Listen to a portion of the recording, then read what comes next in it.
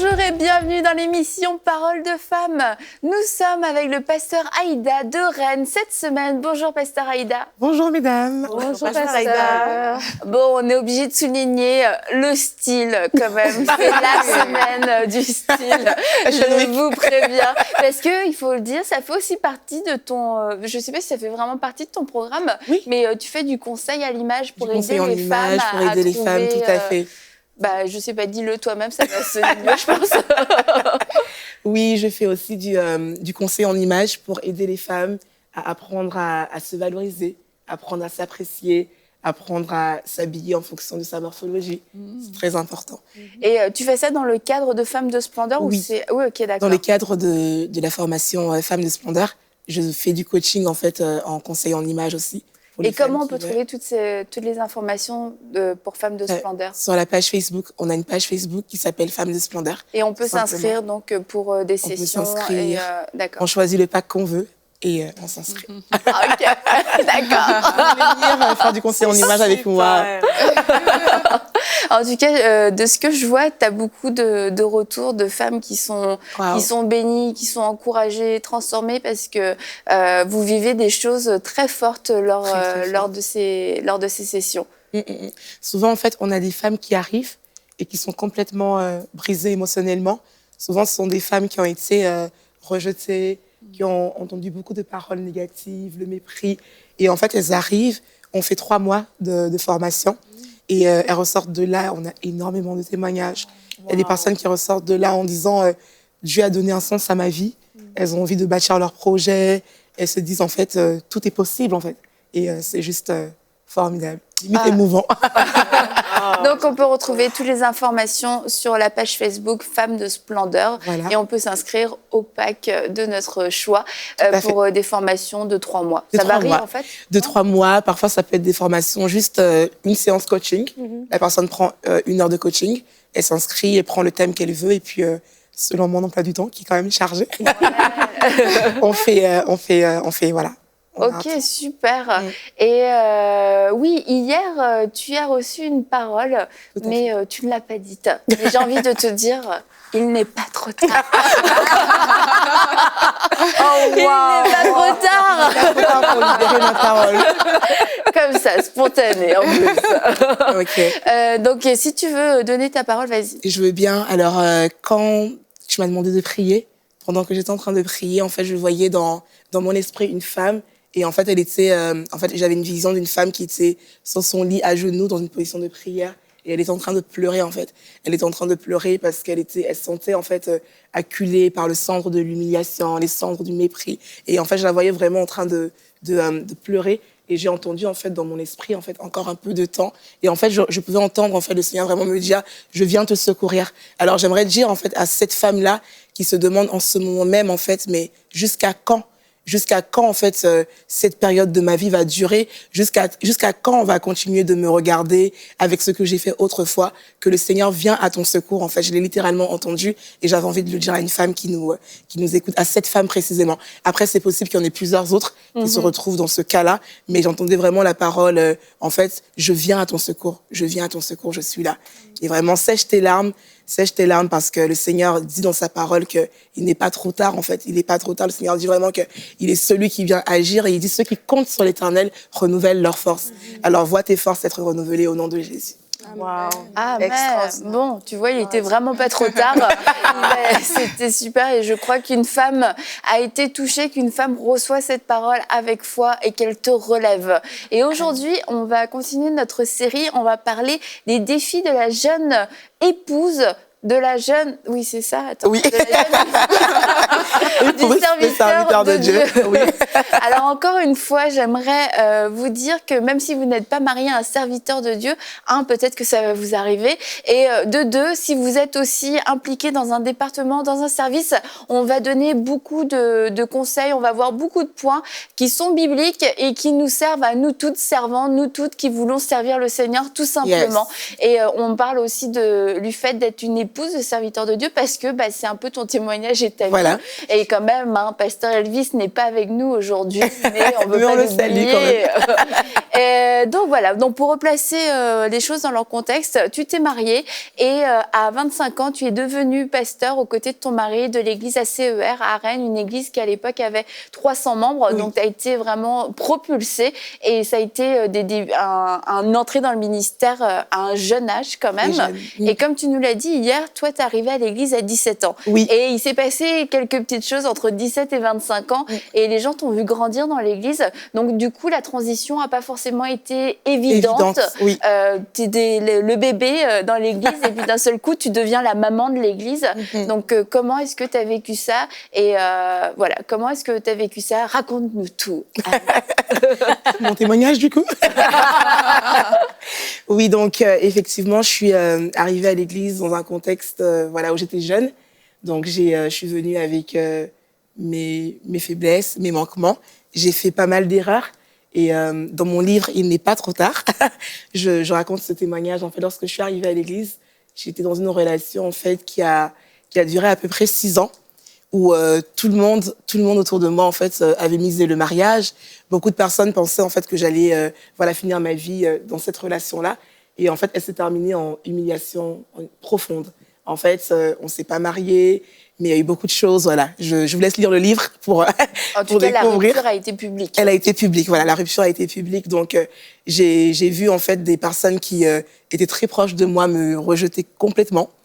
Je voyais des personnes dans l'église qui ne voulaient même plus me dire bonjour, en fait. Ils ne voulaient plus me dire bonjour. Oui, dans l'église, on peut également trouver des gens comme ça. Et ça a été très, très dur. Donc, il a fallu que je fasse face à mes erreurs et que je puisse en fait en même temps trouver ma place dans l'église. C'était vraiment difficile. Et face à toute cette humiliation, j'étais comme waouh. Je me rappelle, j'avais vraiment maigri, je pleurais. En fait, j'avais même envie de rompre avec Dieu, si je peux le dire comme ça. Je voulais plus. La vie n'avait pas de sens. Parce que tu es jeune, tu viens à l'église, tout le monde te regarde. Tous les regards sont portés sur toi. Et tu vois, en fait, par exemple, certaines autres femmes qui ont été des personnes qui ont pu aussi causer ton humiliation, qui te regardent vraiment comme pour dire voilà, voilà ta vie, qu'est-ce que tu vas faire? Et à ce moment-là, ce que je peux vraiment dire, c'est qu'il faut avoir une révélation particulière du Seigneur Jésus pour rester accroché. Parce que sans ça, c'est pas possible. Donc, c'est ce que je pouvais déjà un peu dire, le contexte dans lequel j'arrive limite au pastorat. Déjà, tu vivais ça sans même être en position pastorale. Voilà, déjà, rien que dans ta vie... J'étais responsable à l'époque. En tant que responsable, déjà, tu vivais un peu ce mépris et ce rejet suite à tes erreurs. Donc, j'imagine que lorsque tu es devenu pasteur, ça n'a peut-être pas arrangé les choses tout de suite. Voilà, c'est-à-dire que tout le monde te voit et tout le monde te voit avec ton passé. Tout le monde te voit avec tes erreurs. Et en fait, ce qui est particulier dans la parole de Dieu, c'est que, vous savez, parfois, lorsqu'on lit la parole de Dieu et qu'on voit les erreurs passées des autres, quand c'est la parole, on est vraiment comme « Oh, Dieu change les gens, Dieu est capable de changer ». Mais quand, en fait, par exemple, quand on nous parle de Paul qui était meurtrier, on est vraiment « Dieu a changé Paul ». Et quand on arrive, en fait, dans le contexte où on connaît la personne, là, on se dit plus « Dieu est capable de changer cette personne ». On regarde la personne avec son passé, on lui brandit tout le temps ses erreurs. Et je me rappelle, en fait, que c'était difficile parce que les gens me regardaient et ils voyaient juste, à un moment donné, mon mari, qui était pas mon mari à l'époque, mais qui voulait m'épouser. Il a fait face, en fait, comment je pourrais dire ça, à une opposition. Ah ouais. Parce qu'il y avait des gens qui le connaissaient. Mon mari, c'est le genre d'homme qui a aucun problème. Dans l'église, tout le monde l'apprécie et tout. Et là, il veut épouser une femme qui est problématique à l'époque. C'est peut-être pas la femme samaritaine, mais elle est problématique. Donc, tout le monde était comme, pasteur, il était déjà pasteur, tu vas épouser Aïda. Et il était comme, oui. Et ça a été vraiment, pour moi, encore l'une des manifestations de l'amour de Dieu pour moi. Parce qu'il me disait souvent, ne t'inquiète pas, en fait, à notre sujet, les mêmes personnes viendront louer Dieu. Et c'est ce qu'on a vu après. Donc, il est passé par là, voilà. Donc, il m'a épousé, mais ça a été pas évident. Après, on est devenu pasteur. Donc, je me rappelle le jour de l'ordination. Il y en avait qui venaient me dire félicitations, mais tu sentais vraiment, qu'est-ce que tu vas nous apporter? Et j'étais comme un peu, mais j'ai fait confiance à Dieu. T'étais comment, refais-le? Crispée. Un peu crispée. Toi, t'avais vraiment conscience à ce moment-là du regard des autres et de l'opinion des autres. Tu le savais. Je le savais parce qu'avant même d'avoir été ordonnée dans les fiançailles déjà, c'est très difficile en fait, très dur parce que parfois je recevais des messages un peu très, très méprisants, du genre, on ne comprend pas que le pasteur t'ait choisi, toi. Oh. Et t'es comme, Wow. OK, donc des fois, j'étais là, oui, je pleurais. C'était pas simple, en fait. C'était pas simple et j'ai dû m'accrocher. Heureusement, quand même, que j'avais des amis autour de moi. Parce qu'il faut le dire, quand même, dans ce genre de moments-là, on a le Saint-Esprit, mais parfois, c'est dur. Et c'est ceux qui sont autour de nous, on peut puiser notre force. Et voilà. Et c'est vrai que j'avais voilà, des parents spirituels formidables. Également, je les honore au passage, qui peuvent vraiment être là, qui m'ont encouragée. Mais franchement, c'était pas évident. La première année, surtout de pastorat, j'avais l'impression que tout était, était fliqué. Tout. Tout. Et comme les gens, en fait, les humains, la Bible dit, hein, le cœur de l'homme est tortueux. Ouais. Comme on attend, en fait, vraiment l'erreur que tu vas faire. C'est-à-dire, au lieu d'être là et de prier les uns pour les autres, on attend, mais quelle sera la prochaine erreur? Et quand passé une année, tu fais pas d'erreur, ah non, mais va forcément faire la deuxième année. Tu vois, et c'était vraiment, vraiment dur. Mais toi, tu étais en mode un peu stress la première année pour prouver que tu n'allais pas faire d'erreur ou directement tu as fait confiance à Dieu puis tu as dit, bon, bah, de toute manière, arrivera ce qui arrivera. Je pense que c'était plutôt le deuxième cas. En fait, je me disais, je savais que j'étais une personne voilà, qui n'était pas infaillible. Hein. J'avais des choses qui n'allaient pas et tout. Et je disais, en fait, souvent au fond de moi, Seigneur, je compte sur toi, en fait, sur ta capacité. Et je venais, je me présentais devant Dieu vraiment comme un enfant. Comme un enfant, je venais avec ce que j'avais à donner. Et voilà, il y avait des personnes qui n'étaient pas réceptives du tout. Il y en avait d'autres qui faisaient comme si elles l'étaient. Il y avait celles qui l'étaient vraiment. Et au fur et à mesure, Dieu a fait, en fait. Dieu a fait. Mais c'est vrai qu'il y avait des fois où je venais, oui, avec la boule au ventre. C'est vrai. J'arrivais parce que tout d'un coup, en une semaine, on te prend avec le protocole, on t'emmène devant, t'arrives, tout le monde te regarde. Et tu es là, tu es la femme du pasteur. La femme du pasteur, tu es sous les regards et tout. Et tu sens vraiment que voilà, tu n'as pas trop droit à l'erreur. Mais en même temps, tu te dis, Seigneur, tu ne peux pas continuer à vivre comme ça. Parce que tu arrives au culte, tu as la boule au ventre. Non, à un moment donné, j'ai dit, stop. En fait, non, je suis comme tout le monde. J'ai mes erreurs, j'ai mes forces. Et on va faire confiance à Dieu, en fait. Et voilà, en fait. Donc voilà. Wow. Et je trouve ça vraiment, moi, je me dis, j'entends ton témoignage et c'est vraiment une responsabilité à nous en tant que chrétiens. Des fois, on a l'impression que c'est le pasteur et sa femme sont sauvés, mais nous, on est juste, on assiste au culte. Non, nous aussi, on a une relation avec Dieu. Et Dieu, on devra rendre des comptes de la façon dont on a traité les autres. Et je me dis, si tu n'avais pas cette force de caractère, et que si ces gens, ils avaient fini par prendre raison sur toi et que tu aurais rompu les fiançailles en disant non, c'est vrai, peut-être qu'ils ont raison, ben on n'aura pas ce livre, on n'aura pas tout ce ministère, on n'aura pas tous ces gens qui ont été transformés en venant dans tes séances de coaching. Et je crois que ça, c'est vraiment une sonnette d'alarme pour tous les chrétiens. Arrêtez d'avoir cette façon de penser qui est vraiment du monde. C'est dans l'Église qu'on doit trouver l'amour.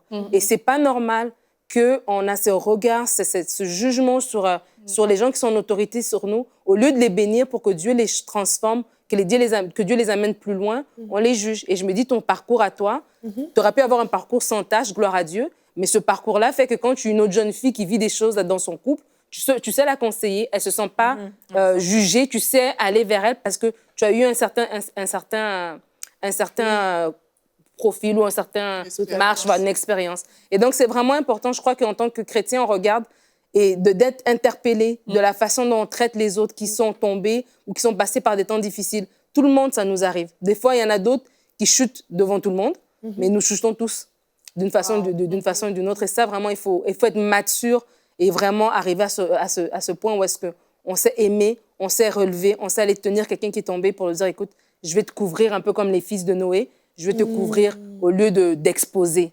En fait. Mais surtout, une fois que Dieu a placé, on l'a dit hier, l'appel de Dieu est souverain. Une fois que Dieu a placé, on ne peut que dire oui et amen.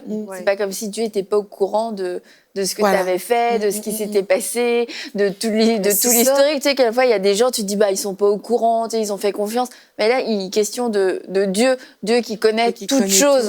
Donc, s'il y en a un qui connaît ton cœur et ton passé, c'est bien lui. Et puis c'est lui qui t'a mis dans cette position-là. Donc, pourquoi les gens n'ont pas fait confiance à Dieu? Parce qu'on sait très bien que c'est... Hier, dans l'émission, tu as parlé de la manière dont Dieu t'a promu très rapidement. Et on sait que c'est pas toi qui s'est placé dans cette position, mais c'est vraiment Dieu qui t'a placé là. Mais je bénis Dieu, par exemple. Je bénis vraiment Dieu pour ton attitude et la force de caractère que tu as eue dans cette épreuve. Parce que, comme tu dis, Nadine, les gens se sont montrés méprisants quand ils auraient dû te démontrer l'amour de Dieu et quand il aurait dû vraiment comme t'entourer, t'encourager. Mais vraiment, toi, tu as su puiser ta force dans ta relation avec Jésus. Tout à fait. Et vraiment, je pense que c'est un encouragement pour celles qui sont jeunes, qui peut-être vivent le mépris par rapport à leur jeunesse, leur expérience passée qui n'est pas blanc comme neige, mais vraiment, tu as su, toi, t'accrocher à qui tu étais devenu à cause de Jésus. Et vraiment, je pense que c'est un encouragement pour toutes celles qui écoutent. Bien, il y a vraiment de l'espoir. Tu n'es pas resté là-dedans. Tu aurais pu sombrer dans la dépression aussi après le mariage. Vrai. Non, mais c'est vrai, je dramatise, mais, si elle venait à l'église avec la boule au ventre, c'est pas... En tout cas, devenir amère et... Et j'ai même fait une dépression à un moment donné, puisque je me rappelle, en fait... donc, j'avais bien vu Pasteur Mathilde. Dans mon livre, j'en parle. J'étais allée un jour chez le médecin traitant et il m'a vraiment regardée, en fait. C'est lui qui a pu, en fait, voir voilà, certains symptômes. Et il m'a dit, non, en fait, il va vraiment falloir que vous appreniez à être dans la joie, à vous pardonner. C'est mon médecin qui était devenu... Non, c'est vrai. C'était vraiment... c'est lui qui me disait, en fait, c'est pas des médicaments qu'il vous faut, là. C'est juste apprendre à accepter votre passé. Et il a commencé... Dieu l'avait vraiment utilisé pour moi. Et juste dire que... je crois que c'est toi qui en parlais. Le Seigneur, en fait, emmène aujourd'hui beaucoup de femmes auprès de moi. Et souvent, c'est des femmes qui ont ce témoignage-là. Peut-être pas forcément dans le même domaine ou de la même façon. Mais c'est des jeunes femmes qui se sentent brimées ou qui ont fait des erreurs. Parfois, ça peut être des personnes même qui sont passées par le fait d'être prostituées, des choses comme ça. Et elles viennent, en fait, et elles disent, mais est-ce que Dieu peut se servir de nous? Et je leur dis, mais oui, rappelez-vous de Rahab, dans la parole de Dieu, qui était prostituée. Et Dieu l'a utilisée, donc Dieu peut le faire. C'est juste nous, les hommes, qui mettons des limites, en fait. Donc, quand j'entends Pasteur Aïda parler, il y a un mot qui saute vraiment dans ma tête, c'est l'identité, en fait. C'est que trop souvent, quand on veut comme ça coller à quelqu'un une identité par rapport à son passé, moi, quand j'écoute, je me dis, mais quelque part, c'est comme... tu connais ton identité. Et c'est ça qui fait en sorte que tu peux trouver ce refuge-là en Dieu. Et c'est ça qui permet de dépasser déjà tes propres erreurs.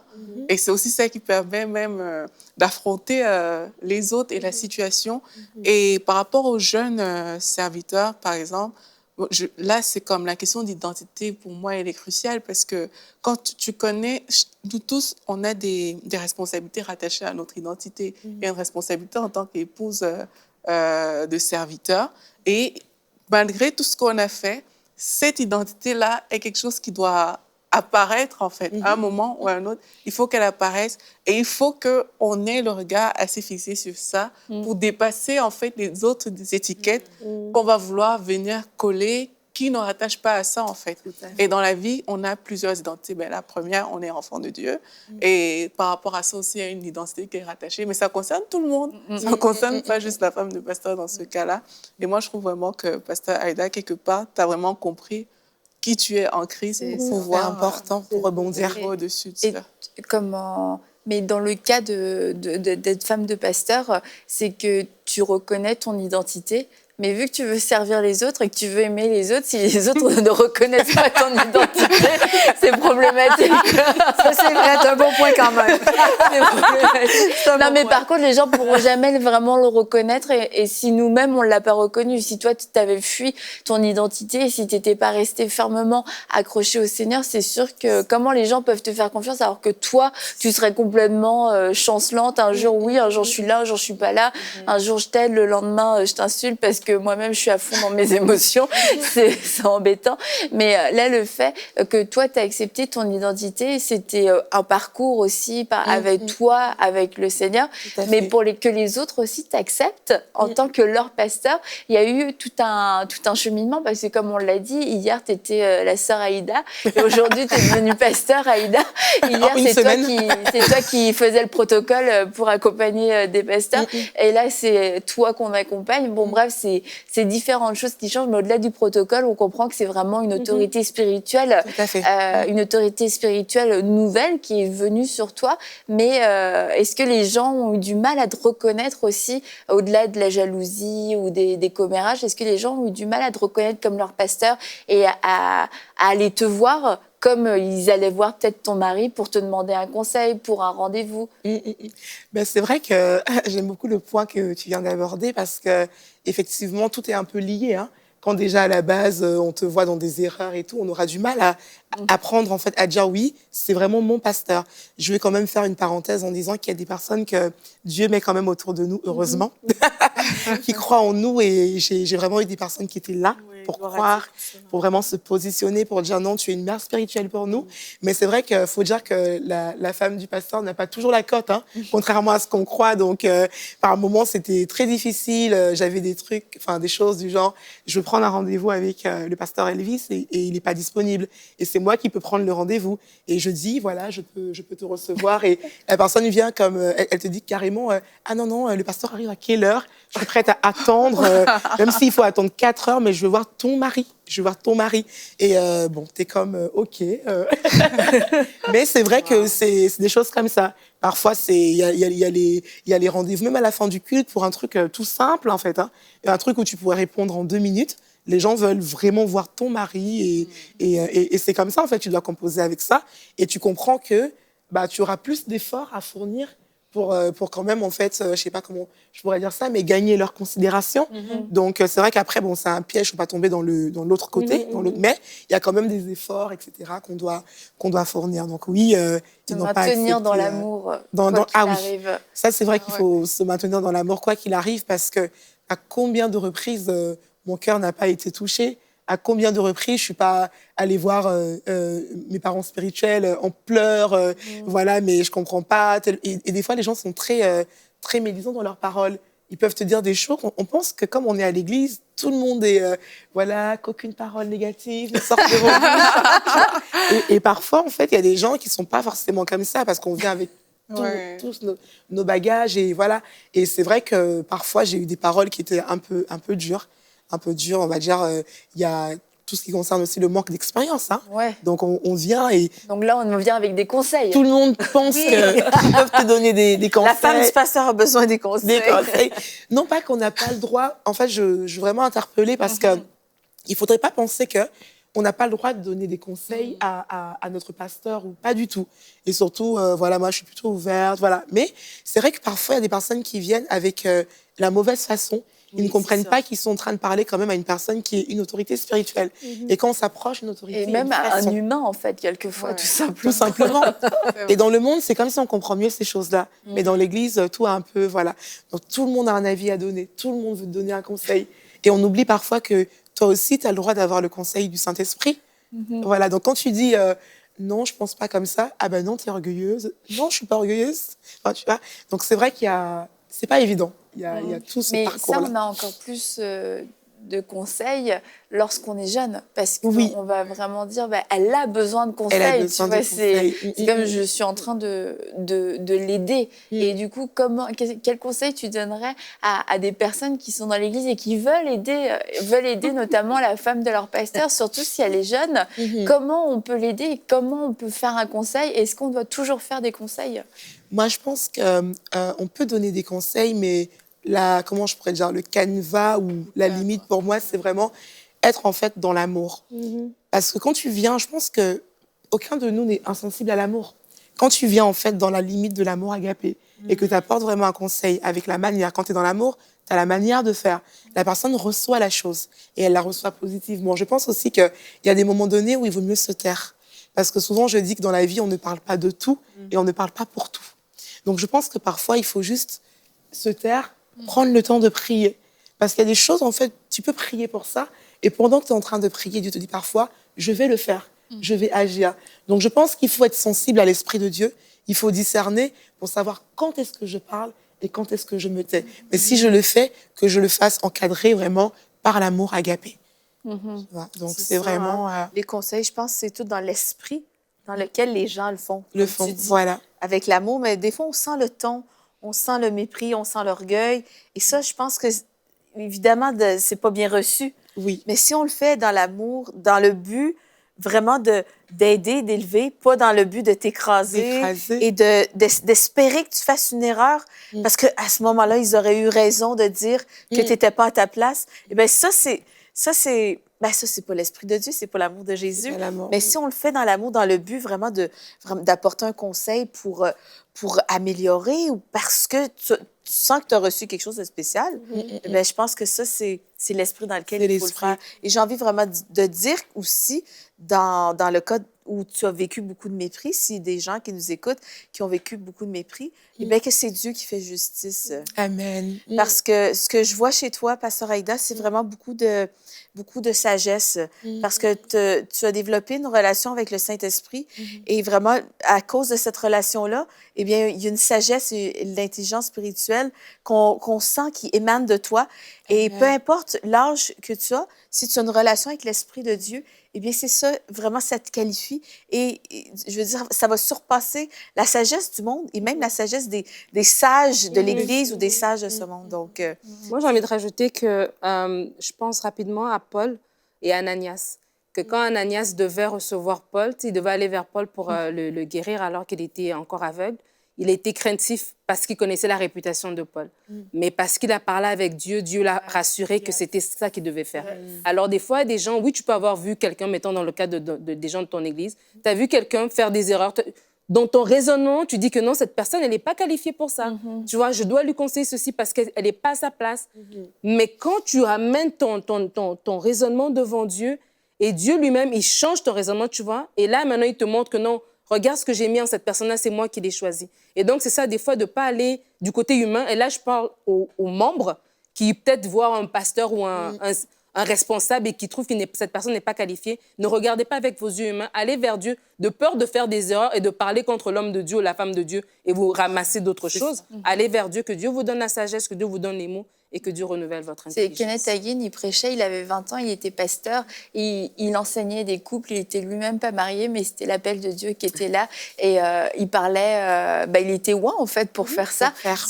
Mais c'est un fait que lorsque on est jeune, il y a des expériences de vie peut-être qu'on n'a pas encore fait, mais on a quand même le conseil de la parole de Dieu. Et on peut prêcher le conseil de la parole de Dieu avec assurance. On ne prêche pas forcément nos expériences, nos témoignages, on prêche avant tout la parole de Dieu. Et la Bible nous dit dans Psaume 119 que la parole de Dieu nous donne de l'intelligence à nous qui manquons d'expérience. Donc, on peut prier pour recevoir, la parole de Dieu. pour recevoir de l'intelligence et on peut prier pour tous ces jeunes qui nous entourent et on peut les voir un peu fougueux et on peut vraiment prier qu'ils aient un amour pour la parole de Dieu qui vient renouveler leur intelligence et qui vient leur donner cette expérience qu'ils n'ont pas eue dans le naturel, mais ils auront une intelligence spirituelle qui